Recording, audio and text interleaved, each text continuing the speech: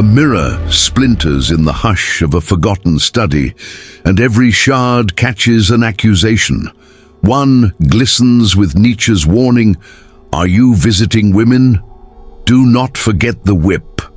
Another flickers with his confession that men, in all their swagger, are stitched together by trembling seams.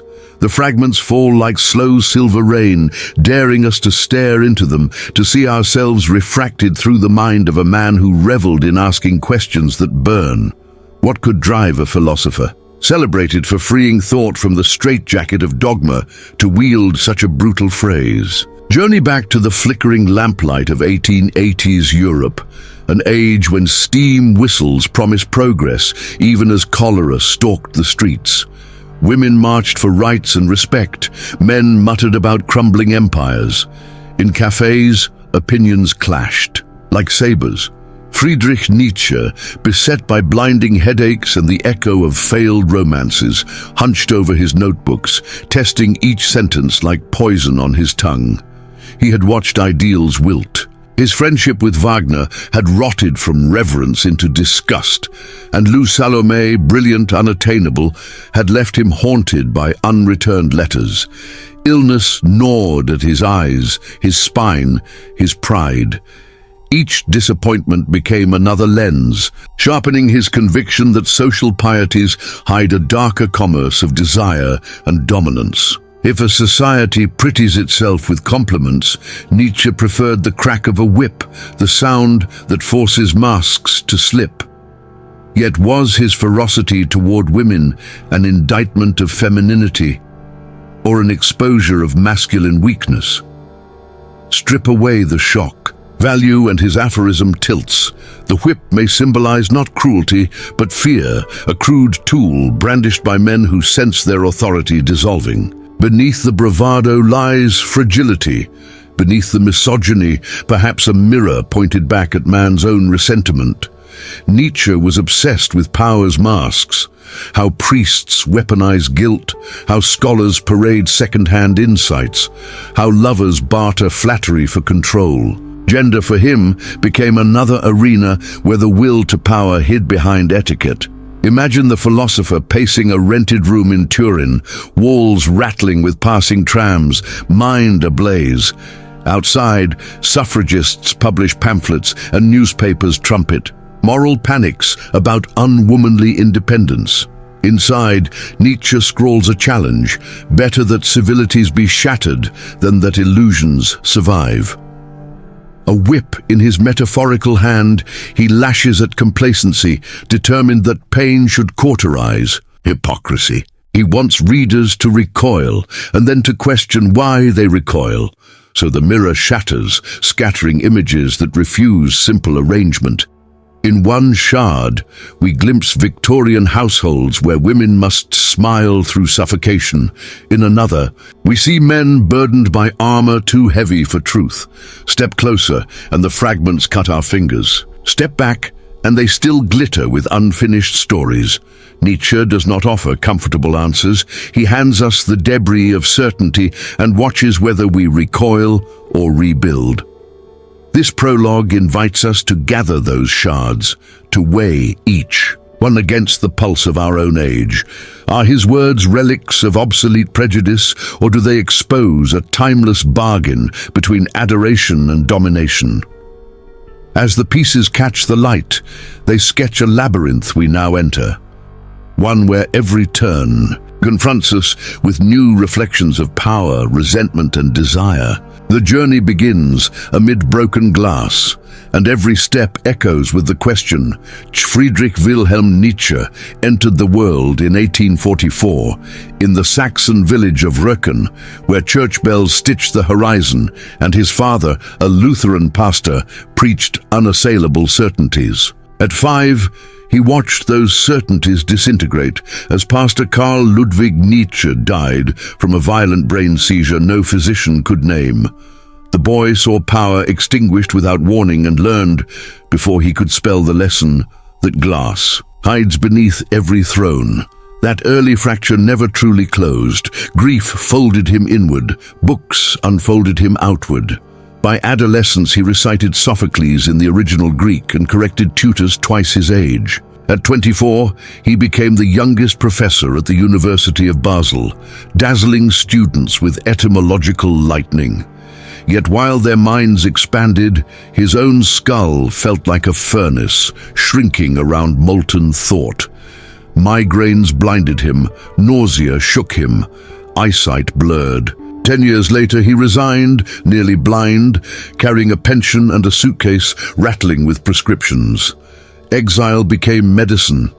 Nietzsche drifted through Switzerland's Engadine Valley and Italy's Ligurian coast, chasing air thin enough to quiet the drumbeat in his temples. Letters to his sister Elizabeth speak of afternoons crushed by pain and nights spent pacing rented rooms to outrun despair. From that furnace, he forged the line now printed on gym walls. "What does not kill me makes me stronger." He knew the phrase carried a surcharge. Survival always demands payment, usually in tenderness. His days hardened into ritual, sunrise walks, black coffee, then furious scribbling until headaches pinned him to a darkened bed. He insisted each sentence cost a sliver of flesh that only blood-inked truths deserved to breathe. Visitors found tables cluttered with chloral hydrate, opium extract, and potassium bromide. But beside the bottles lay notebooks crackling with hazardous ideas, the death of God, eternal return, the suspicion that morality is camouflage. Drafts fluttered like birds whenever alpine winds slipped through cracked shutters, reminding him how fragile both parchment and conviction can be. Physical torment soon met emotional severance. Richard Wagner, composer and surrogate father, had offered Nietzsche refuge amid the incense of Bayreuth rehearsals. They spoke of Dionysus, of rebirth through music, of Germany's promised Renaissance.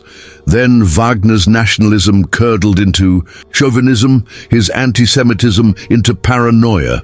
The disciple watched the idol crack and stepped away, writing that every friendship is a masquerade waiting for the music to stop. Breaking with Wagner reopened the childhood wound. Loyalty, when it shackles thought, must be amputated. If Wagner was the lost father, Lou Andreas Salome became the unreachable muse. She arrived in 1882 with an intellect sharp as surgical steel and a promise of independent life. Nietzsche proposed a partnership of mind and heart. She declined, choosing freedom over veneration. His letters swing between reverence and resentment, evidence of a mind dissecting its own bruises. The rejection fermented into aphorisms warning that every deep thinker risks becoming a monster when denied love. Loss proved fertile. In Beyond Good and Evil, he exposes moral philosophers as artisans of flattery, polishing ideals to disguise appetite. In On the Genealogy of Morals, he describes how the weak transfigure envy into virtue, forging halos from spite. These insights were not abstractions. He had watched his mother and sister convert grief into moral authority, praising Christian meekness while tightening domestic control. Suffering, he concluded, can refine perception, yet also season it with bitterness. Illness intensified both tendencies. When vision blurred, he dictated.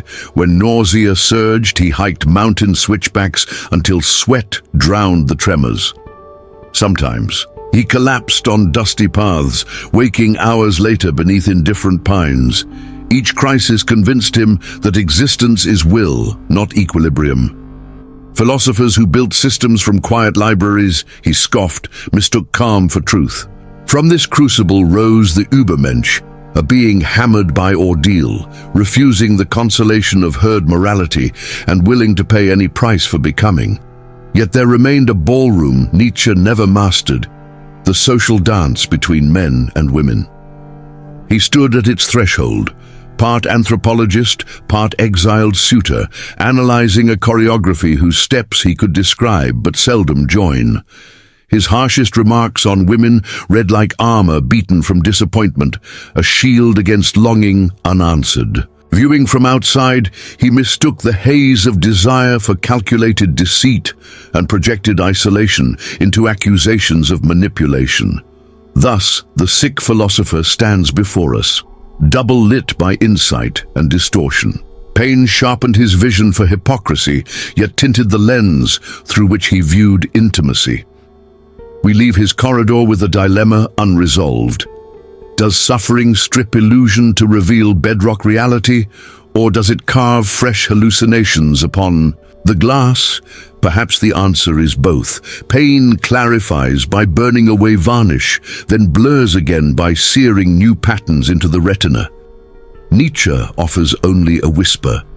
The wound is where light enters, and where shadow lingers. We leave the sick room and step into Nietzsche's rose garden, expecting fragrance yet discovering steel. Inhuman, all too human, he likens women to birds, suited either to the perilous freedom of open skies or to the ornamental captivity of a gilded cage. The image shattered Victorian politeness and still reverberates today. Nietzsche's aim was not to earn cheers from armchair misogynists. It was to dissolve sentimental illusions, stripping etiquette until the circuitry of domination and desire glinted in full daylight. By forcing his readers to flinch, he hoped to make them see with unblinking eyes. He celebrated what he called feminine vitality, an intuitive genius for color, motion, and festive affirmation of life. Yet admiration flipped into alarm within the same breath. Gifts refined by necessity, he warned, sharpen into rapiers when culture demands performance. One can only lose himself in the arms of a woman, he wrote, after forfeiting the courage to stand alone. Marriage, then, becomes less a sanctuary than a bureau of mutual surveillance, a double-entry ledger where passion is amortized and genius chokes beneath floral wallpaper. Far from sentimental, the household, in his view, is the first arena, where will to power puts on lace gloves. Schopenhauer's earlier verdict had been bleaker still. Women were mere ruses of nature's blind will. Nietzsche absorbed that suspicion, yet rejected fatalism. Where the older pessimist advised withdrawal, the younger provocateur smelled hypocrisy. In a triangular duel with complacent patriarchy and John Stuart Mill's optimistic egalitarianism, he attacked contradiction itself, societies that lionize female purity while selling allure, that trumpet male authority while trembling before raw appetite.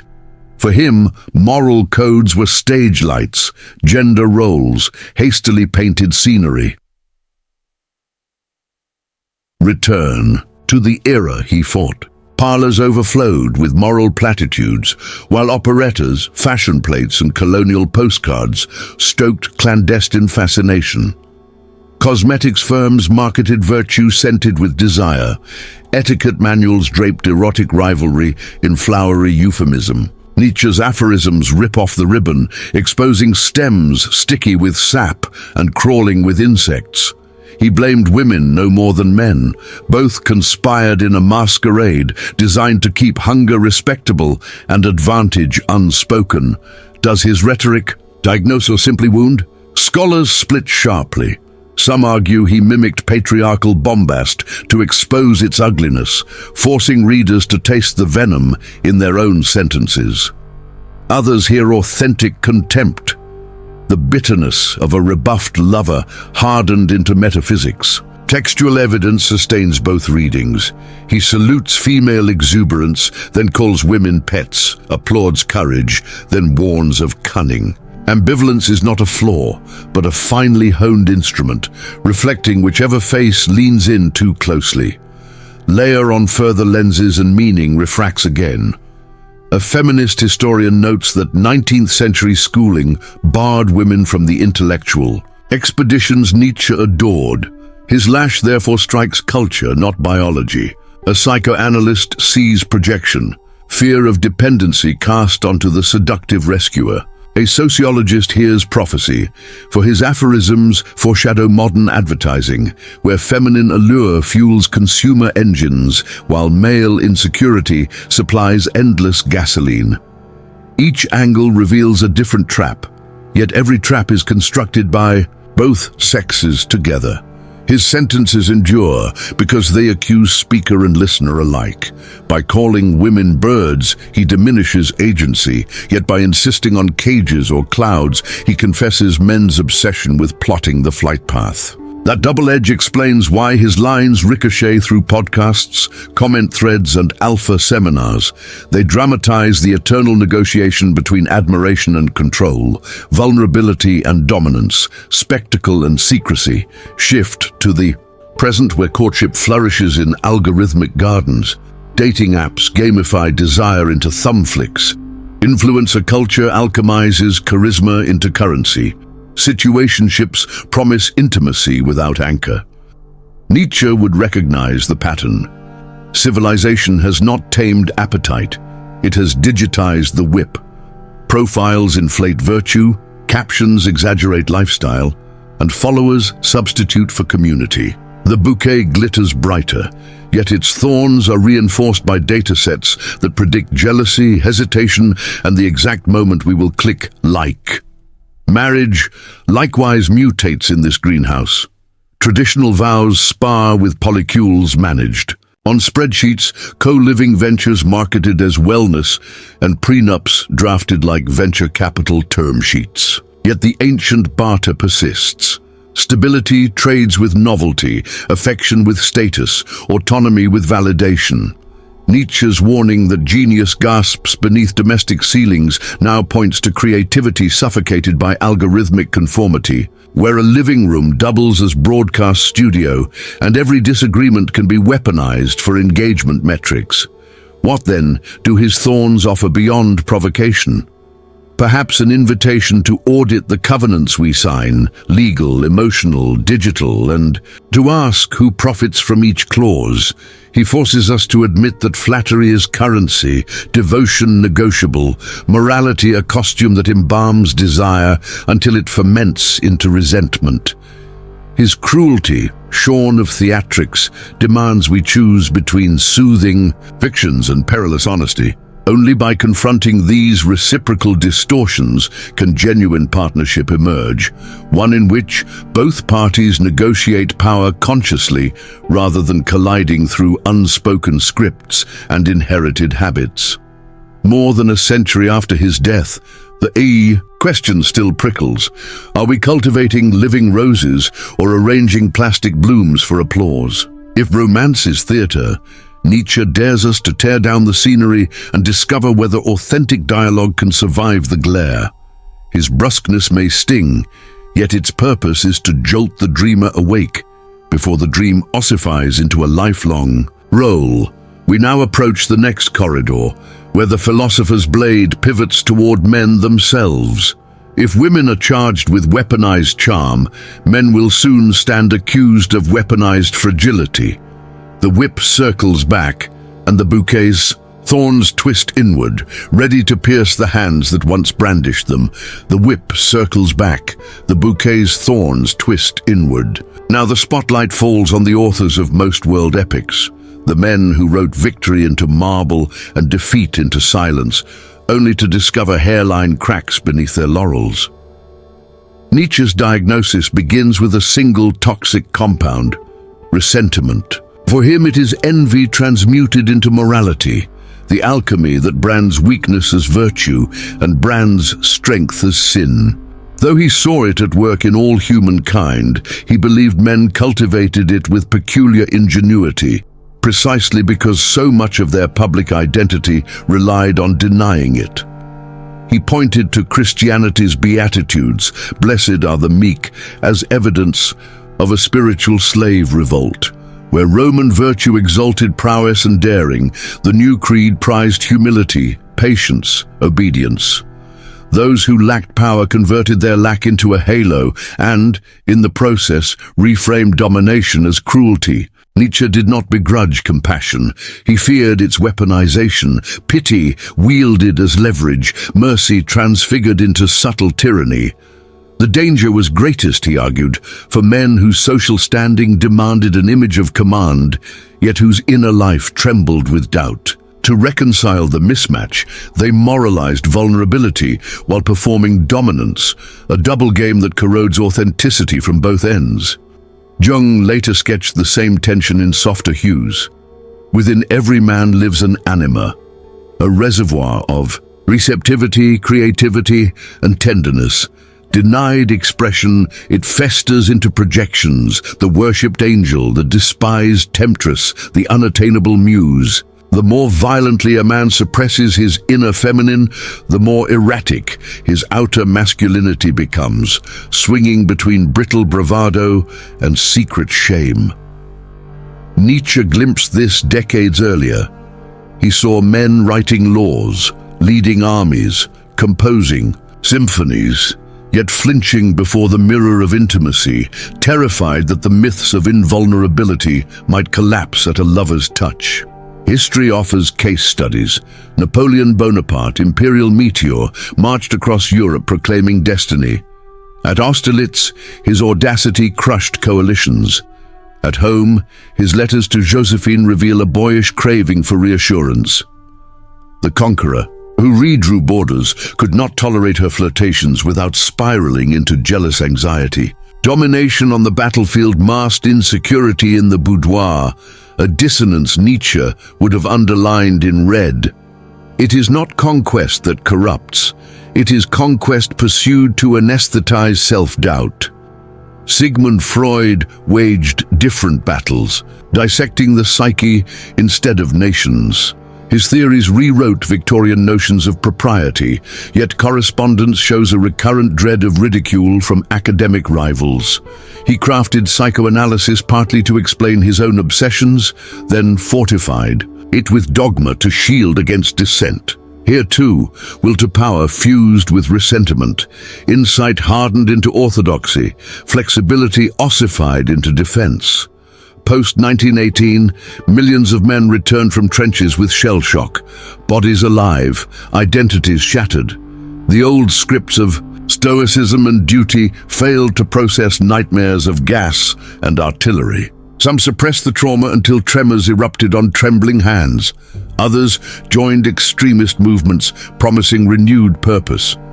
When external conquest became impossible, inner demons demanded a different theater.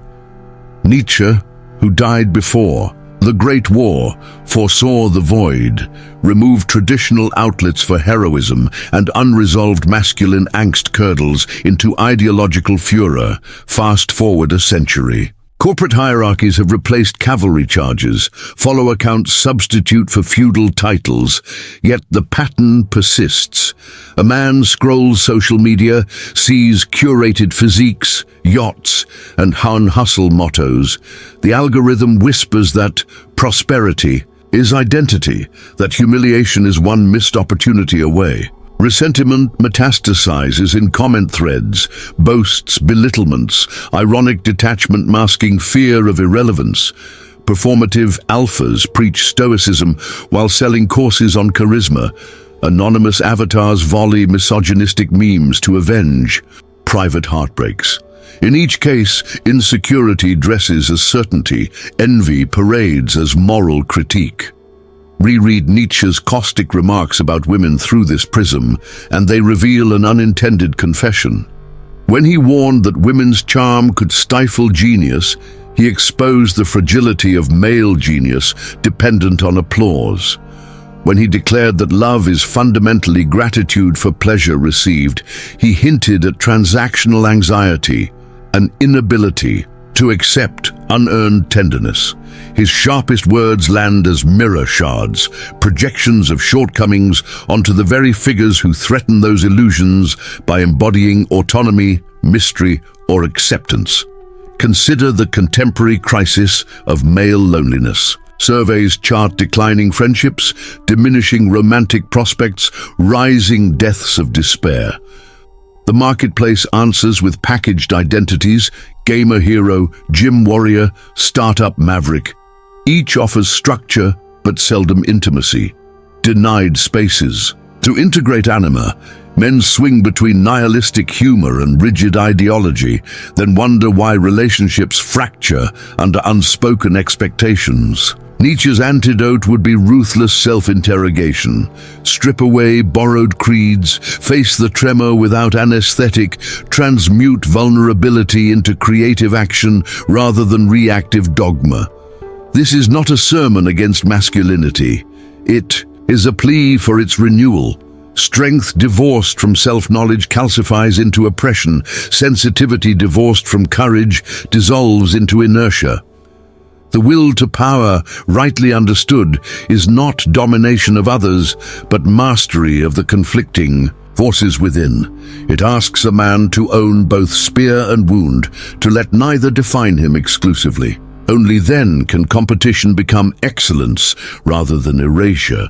Partnership become dialogue rather than contract. As the section closes, the algorithmic amphitheater hums louder. Echo chambers tailor outrage to the user's hidden grievances, monetizing each click of resentment. Nietzsche's century-old critique has found electronic amplification. Slave revolts of morality waged by memes, master moralities of status flaunted on glossy feeds. The line between crusader and oppressor blurs until both collapse into spectators, awaiting the next dopamine surge. What remains is a question hurled like a javelin into silence. Will modern men brave the vulnerability they have been trained to fear, or will they outsource it to avatars and doctrines until nothing real is left to risk? The answer matters not only for them, but for every life intertwined with theirs. For the thorns that turned inward now point outward again, and the next section will track their path through culture's collective myths, where the eternal feminine and the eternal return dance in unsettling conjunction. The story now enters myth. Nietzsche fuses two dazzling ideas, eternal return and eternal feminine, into one vertigo-inducing possibility. What if the deepest forces in culture are repeating patterns, not historical novelties? Every desire, betrayal, and reconciliation may be a scene we have enacted countless times, each cycle demanding a fresh interpretation. Athena arrives first, armored intellect springing from Zeus's skull, wisdom that soars by night beyond the safety of daylight rules. Mary follows, serene mother on a throne of clouds. In modern noir, the femme fatale beckons, promising freedom and delivering ruin. Each incarnation balances creation with destruction, nurture with danger, invitation with devouring consequence. Across epochs, the motif circles the globe. In Asia, Kuan Yin pours mercy from an infinite jar, yet can split mountains when ignored. West African ocean rules sweetness and river currents, but sends floods if scorned. Comic book goddesses replicate the same equation, halo plus hazard. The names differ, the tension endures, suppress one pole, and it resurfaces elsewhere. Puritan New England censored sensuality, then convulsed in witch scares. Stalinist posters praised the motherland while real mothers queued for bread, their fertility conscripted. Energy never vanishes, it changes venue, from altar to courtroom, from cinema to smartphone screen. Goethe named the current das ewig Weibliche, the eternal feminine, that lures all striving toward completion. Nietzsche sensed equal awe and peril. Where Goethe imagined ascent, Nietzsche pictured orbit, the same riddle returning until complacency shatters. His doctrine of eternal recurrence insists every choice is chosen again. The archetypal feminine ensures each civilization is tempted by chaos, disguised as renewal. The two forces interlock like gears, grinding certainty to powder. Camille Paglia later argued that Western art is a diary of male dread before female flux. Marble heroes stiffen because stone cannot bleed. Painted Madonnas glow with serenity, impossible in flesh and blood. Nietzsche anticipated the pattern, repress an archetype, and it returns as nightmare.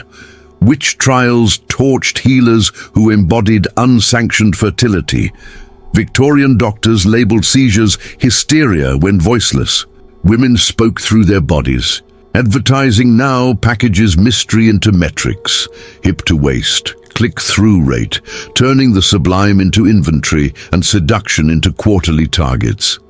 The algorithmic gaze counts pupils dilating, calculates ideal arousal windows, then sells perfume flavored with prophecy.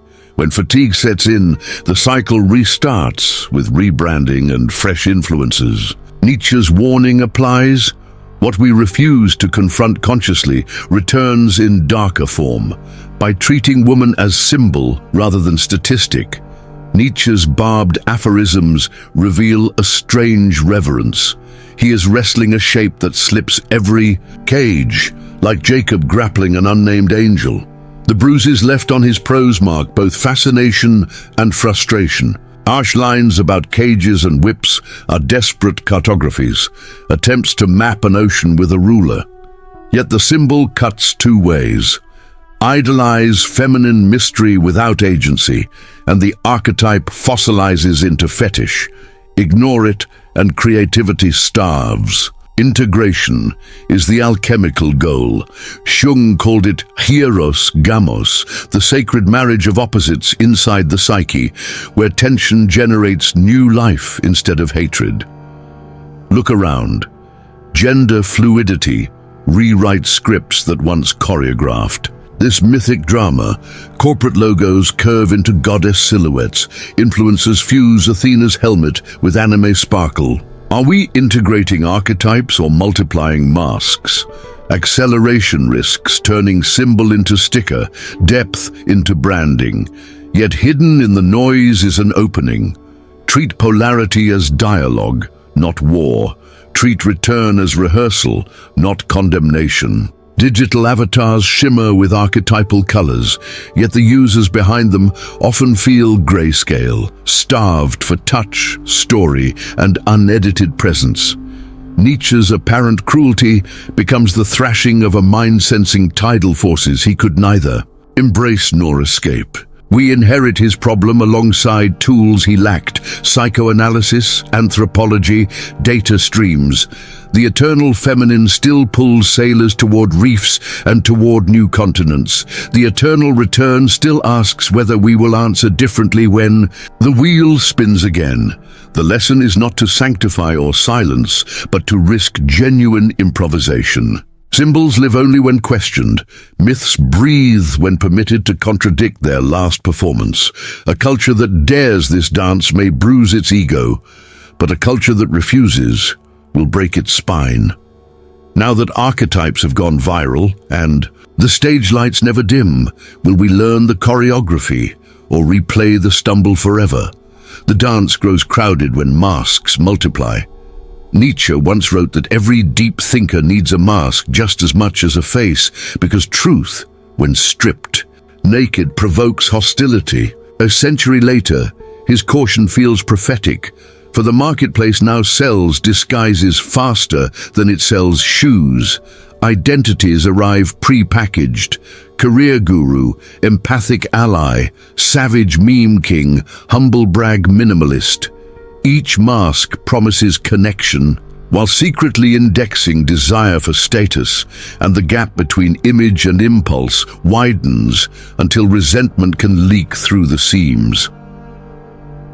Modern sorcery began in 1928 when Edward Bernays lit women's torches of freedom. He invited debutantes to smoke Lucky Strikes in Manhattan's Easter Parade, framing the cigarette as a weapon of emancipation.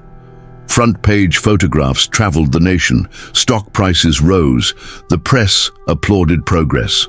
Behind the glitter danced a familiar pattern: a liberation narrative yoked to profit, a symbol of resistance engineered by the very forces it claimed to oppose. Bernays, Freud's American nephew, wagered that primal drives could be redirected with slogans and spectacle. He won. But the cost was subtle. Authenticity blurred into script, choice dissolved into choreography. Fast forward to Silicon Dawn. Social platforms refine Bernays' hunch with code that measures micro-expressions, hover time, pulse rate. Engineers speak of frictionless experience, yet friction is precisely what the system harvests. Tiny sparks of envy, triumph, indignation, longing. Each swipe feeds the algorithm a data point about appetite, and the algorithm responds like a mirror that flatters and needles in equal measure. There are no facts, only interpretation. There is no timeline, only loops of curated déjà vu. Influencers become high priests of this liturgy. Their confessionals are monetized, their self-disclosure backlit and expertly timed. A viral dating coach boasts methods to reclaim masculine edge until leaked messages reveal a pattern of psychological abuse. A feminist CEO champions inclusion, while former employees recount panic attacks triggered by her late-night Slack tirades. The scandals trend. Ad revenue spikes, fresh personalities step in to occupy abandoned spotlights. What lingers is Nietzsche's insight. The more aggressively we market virtue, the more suspicion we sow, for audiences intuit the incompatible motives of profit and purity. Psychologists verify the damage. Studies on social comparison show that even passive scrolling elevates cortisol. Parasocial bonds inflate expectations the creator can never meet. A follower loves the avatar, then discovers backstage contradictions, then brands disappointment as betrayal, then seeks a new avatar to adore. The cycle echoes Nietzsche's slave revolt. Powerless spectators moralize the fall of idols, converting envy into righteous indignation. Yet a curious migration occurs. Each time an influencer is toppled, another rises promising real authenticity, thus repeating the very pattern just condemned. Masks bloom atop masks, layered so densely that daylight becomes fluorescence. Gender. Discourse turns especially volatile. Comment sections swarm with parallel crusades, alpha strategists accusing women of hypergamy, empowerment accounts labeling skepticism as misogyny, teenagers stitching clips of each rant to farm engagement from both echo chambers. The quarrel is less about persuasion than about visibility, because in the digital panopticon, attention is coinage. Nietzsche predicted the danger. Where truth is reduced to perspective, victory belongs to the loudest perspective, not the soundest. Moral urgency becomes an accelerant, fueling short videos that compress complex lives into binary memes. Hero or villain, red flag or green flag, goddess or narcissist. Behind screens, humiliation metastasizes. Subtle disappointments, an unreturned message, a low-like selfie, a friend's engagement photo, drip acid on self-worth. The mind, unwilling to admit pain, alchemizes it into critique. Echoes of resentment flare. Those who succeed must have cheated. Those who fail must be fools. Those who question the script must be sinister. The algorithm amplifies whichever posture retains users longest, rewarding fury with reach. Nietzsche called this the morality of the weak, not because the weak are inherently malicious, but because wounded pride recruits morality to mask its wound. Propaganda has thus privatized itself. Corporations need not stage parades. Users self-elect into brand evangelists, curating feeds that echo corporate values in exchange for dopamine hits. Even rebellion becomes product. A sneaker line launches with feminist slogans. A cologne campaign flirts with nihilism. Cryptocurrency ads quote Zarathustra while selling leverage. Sincerity becomes just another filter. Authenticity, another template. When every virtue can be purchased, moral currency inflates until nobody trusts. Yet everyone continues spending because silence feels like invisibility. Where does this leave the eternal feminine and the hidden flaws of men? Repackaged, of course. Men cosplay stoic warriors while seeking constant affirmation. Women project unstoppable confidence while privately calculating algorithmic reach. Both genders swap notes on branding strategies, secretly terrified that the mask will slip at a critical moment. The ancient archetypes persist, only now they refresh with each app update, their mythic aura replaced by glossy immediacy. Nietzsche's remedy would not be digital abstinence. He coveted intensity, not retreat. He would demand confrontation. Peel away the layers until the face sweats in raw daylight. Accept envy instead of moralizing it. Admit desire instead of cloaking it in theory. Risk embarrassment for an unscripted sentence. The alternative is a future where every interaction is mediated by analytics, where spontaneity is retrofitted as content, where will to power is exercised not through creation, but through curation. And cancellation. The question closes like a vice. Do we wear masks to protect tenderness or to evade it? If there are no facts, only interpretations, then the path forward may lie in choosing interpretations that cost something genuine. Time. Spent listening, art that exposes fault lines, conversations that cannot be monetized. Until then, the philosopher's warnings murmur in the circuitry. Beware the comfort of invisibility behind a beautiful disguise, for the price is to watch life itself become theater, replayed ad infinitum to an audience that never quite sees. Human never quite disappears.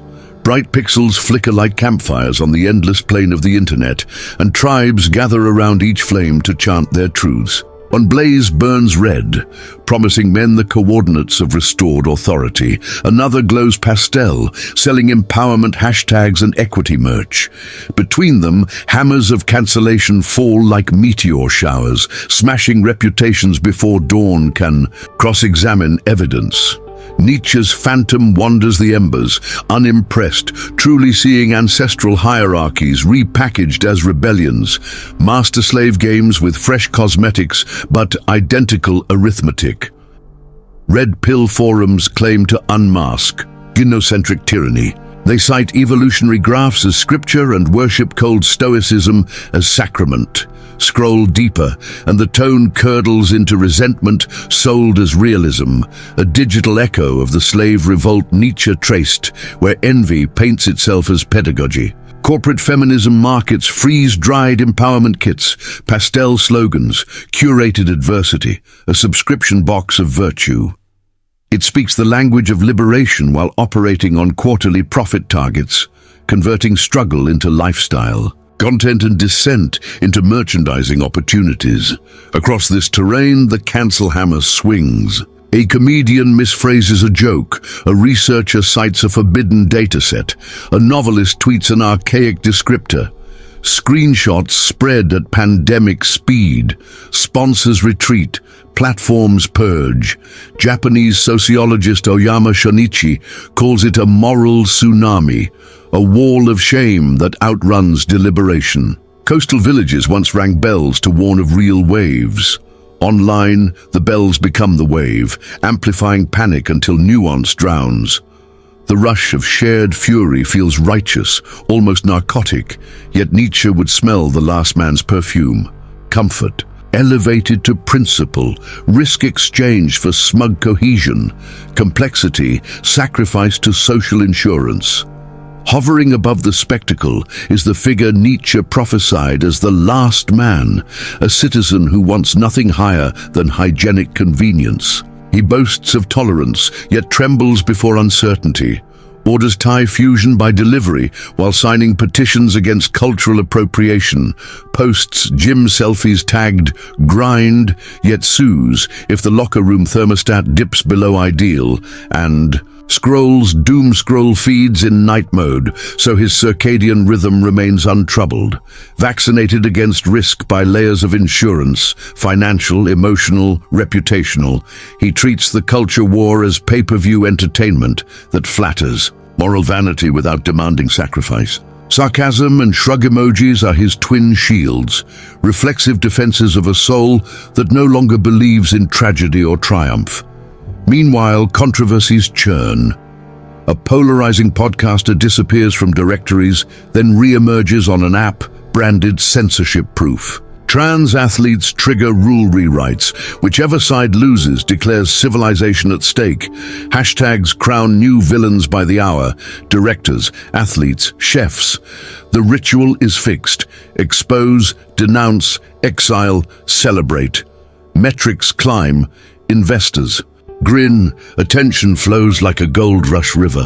When outrage becomes currency, to be offended is to mine wealth, and to offend is to mint it. Red pill enclaves advertise master morality resurrected, strength, hierarchy, unapologetic desire. Yet their discourse orbits screenshots of dating, apps and hypergamy graphs, proof that the panopticon's gaze still scripts their worth. Cancel crusaders display moral purity, but their power exists only through the very platforms they revile. Both factions remain tenants in the landlord's server farm, paying rent in data and depending on enemies to keep engagement high. Nietzsche would refuse both invitations. He distrusted crowds, whether roaring for Caesars or hashtags. The moment. A banner unites too many people, he said. Thought evaporates and resentment condenses. Liberation begins with a private audit, a costly self-overcoming that burns outdated versions of the self without demanding applause. Imagine the Übermensch not as a steroidal warlord, but as someone immune to algorithmic flattery, alert to the soft bribery of outrage, willing to stake reputation on unsponsored curiosity. Such a figure visits any echo chamber, harvests insights, rejects dogma, and leaves without ceremony. The price is chronic misunderstanding, yet clarity to a crowd often obscures clarity within. This independence frightens the marketplace. Advertisers. By demographics, not singularities. Mobs crave unanimous chants, not unsettling questions. Without individuals who exit the Colosseum, the war never ends. Combatants simply age out and are replaced by younger operators fluent in newer jargon. Nietzsche proposes a harsher math. Count the times you betrayed insight to stay palatable. Subtract the applause purchased, weigh what remains. If the remainder is hollow, begin again. That equation applies to red pill acolytes rehearsing bitterness, to corporate feminists retailing empowerment, to cancel mobs weaponizing love, and to passive scrollers underwriting the spectacle with watch time. The culture war feels omnipresent, only because the arena lives inside our phones. Disable notifications, and the empire shrinks to a forgotten tab. What remains is slow work, lines no algorithm predicts, friendships that survive disagreement, crafts whose excellence ignores virality. Harder, less glamorous, but the only inoculation against both seductions, the red pill promising secret hierarchies and the cancel hammer promising instant absolution. We end with a choice as stark as any battlefield ultimatum. Join the stampede of moral tsunamis, or step aside and chart a path demanding more than reaction. Self-overcoming seldom trends, but it is the only rebellion Nietzsche considered worthy.